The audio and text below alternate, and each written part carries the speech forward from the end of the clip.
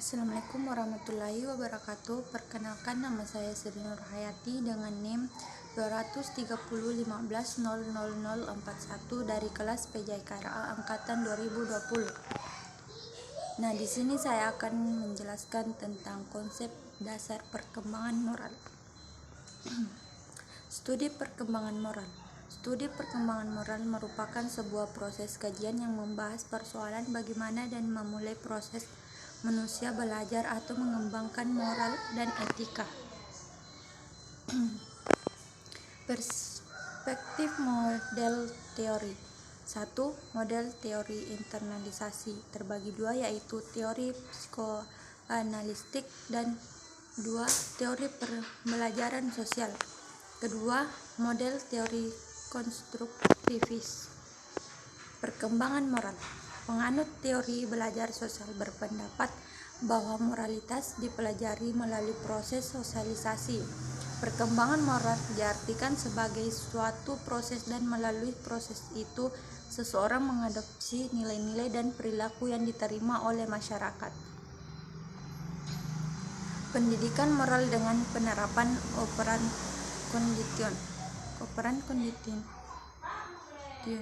adalah pemberian unsur pengunjung menyusul terjadinya respon yang diinginkan terhadap stimulus yang disampaikan, dan prosesnya dilakukan berulang-ulang sehingga makin erat hubungan perilaku sebagai respon terhadap stimulus.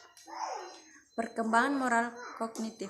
Perkembangan moral kognitif didasarkan pada 3 hal pokok, yaitu pertama, apa yang dipandang baik dan fair. 2. Apa alasan untuk berbuat baik. 3. Apa perspektif budaya yang melandasi perbuatan itu. Perkembangan moral Piaget. Piaget merumuskan sebuah model dan teori yang menekankan perkembangan kognitif pada anak-anak.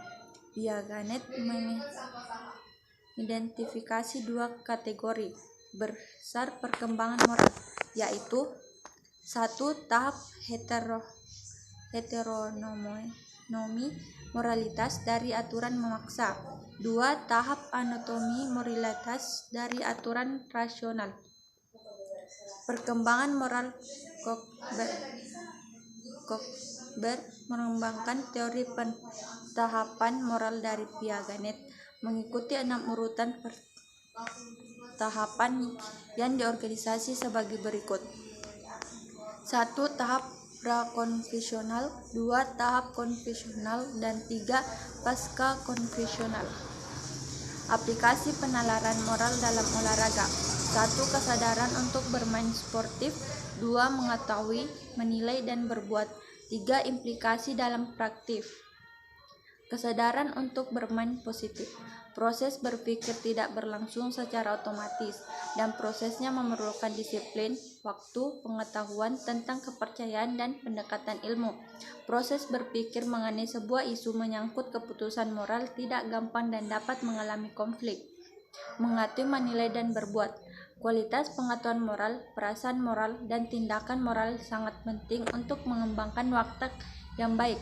Pada komponen pengetahuan moral terdapat unsur lainnya, yaitu kesadaran moral, pengetahuan tentang nilai moral, perhitungan ke depan, pertimbangan moral, dan perbuatan keputusan. Implikasi dalam praktik. Berkaitan dengan penerapan implikasi dalam praktik, sangat penting untuk dihayati bahwa olahraga dan pendidikan jasmani adalah kegiatan yang tidak bebas nilai dan justru merupakan gelanggang untuk membina moral. Kesimpulan, setiap komponen itu pada hakikatnya menyatu dan melunak satu sama lain dan saling mempengaruhi. Namun tidak berarti setelah kita tahu yang baik dan buruk lalu kita berbuat semaunya. Dengan mengetahui yang baik dan tidak berarti seseorang mampu berempati dan mengendalikan dirinya untuk mengikuti tindakan moral.